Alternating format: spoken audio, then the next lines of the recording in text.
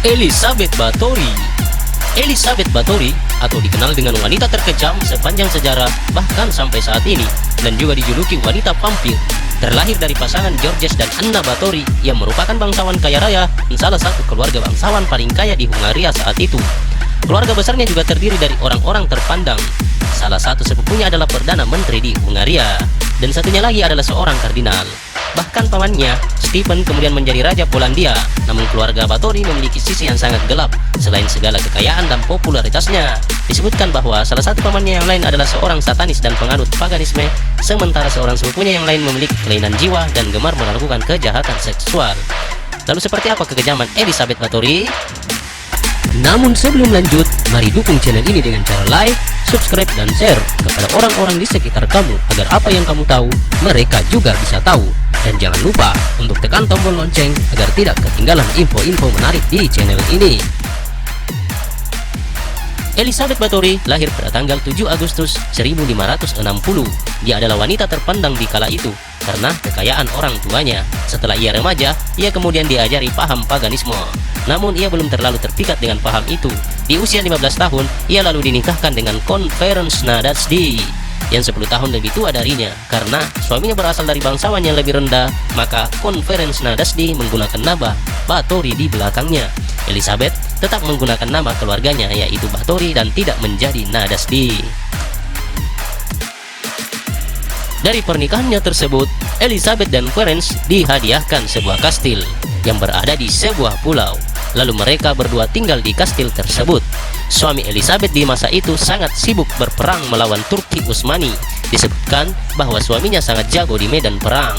Elizabeth yang masih muda tentu merasa kesepian karena selalu ditinggal sang suami. Disebutkan dia memiliki kebiasaan mengagumi kecantikannya dan kemudian memiliki banyak kekasih gelap yang melayaninya selama sang suami tidak berada di tempat.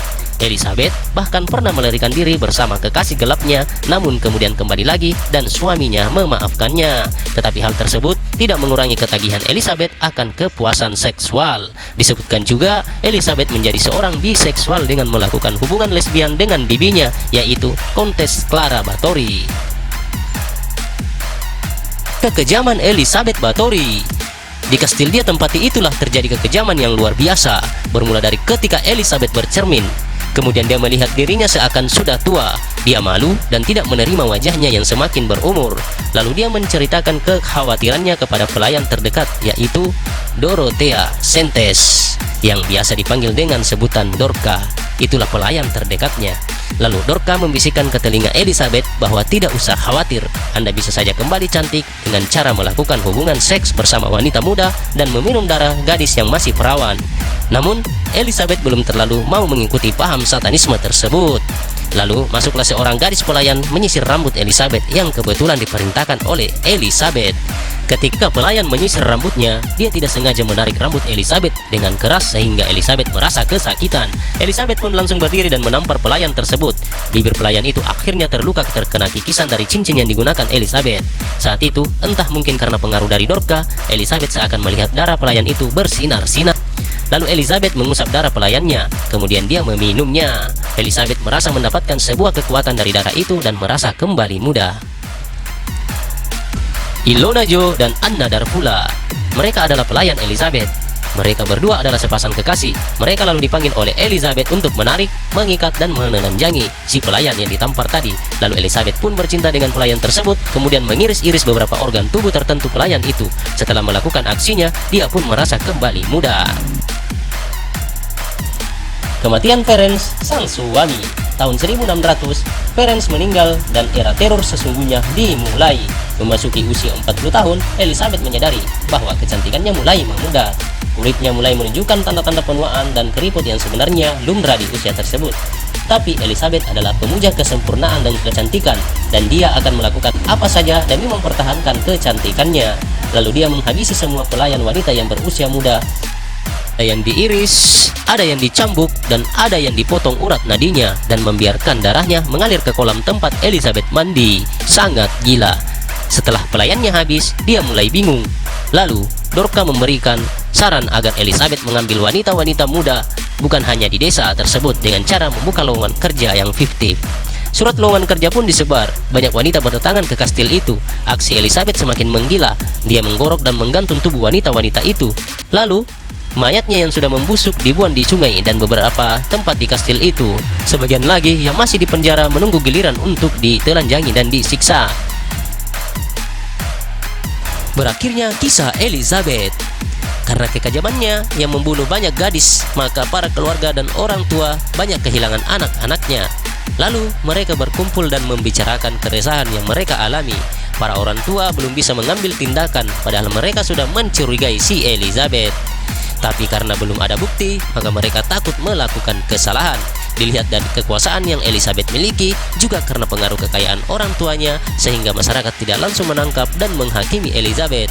Namun suatu ketika, ada seorang gadis yang akan disiksa oleh Elizabeth. Namun, gadis itu lolos melarikan diri dan membeberkan berita tentang kekejaman Elizabeth. Para masyarakat yang sudah lama menaruh curiga, akhirnya menemui raja dan melaporkannya. Tanggal 30 Desember 1610, pasukan tentara di bawah pimpinan Georgi Turzo yang merupakan sepupu Elizabeth sendiri menyerbu kastil Elizabeth di malam hari. Mereka semua terkejut melihat pemandangan yang mereka temukan di dalam kastil. Mayat seorang gadis yang pucat kehabisan darah tergeletak di atas meja makan. Seorang lainnya yang masih hidup namun sekarat ditemukan terikat di tiang dengan kedua urat nadinya disayat hingga meneteskan darah. Di bagian penjara ditemukan belasan gadis yang sedang ditahan menunggu giliran untuk dibunuh. Kemudian di ruang basement ditemukan lebih dari 50 mayat yang sebagian besar sudah mulai membusuk. Sekurangnya 650 nama tercatat dalam pengadilan atas Elizabeth Báthory pada tahun 1611. Nama-nama itu didapat berdasarkan laporan dari berbagai pihak, mulai dari keluarga-keluarga petani hingga bangsawan. Elizabeth sendiri tidak pernah didatangkan ke pengadilan untuk diadili secara langsung. Mengingat kekuasaannya yang sangat tinggi saat itu, hanya 4 pelayannya yang diadili dan kemudian dihukum mati. Raja Hungaria memerintahkan Elizabeth dikurung dalam kamarnya di kastil selama sisa hidupnya. Para pekerja kemudian dikerahkan untuk menutup semua pintu dan jendela ruang kamar Elizabeth dengan tembok yang hanya menyisakan lubang kecil yang digunakan untuk memasukkan makanan dan minuman. Tahun 1614 atau 4 tahun setelah Elizabeth diisolasi dengan tembok di kamarnya sendiri, seorang penjaga melihat makanan yang disajikan untuk Elizabeth tidak tersentuh selama seharian. Penjaga itu kemudian mengintip ke dalam dan melihat sang kontes tertelungkup dengan wajah di lantai.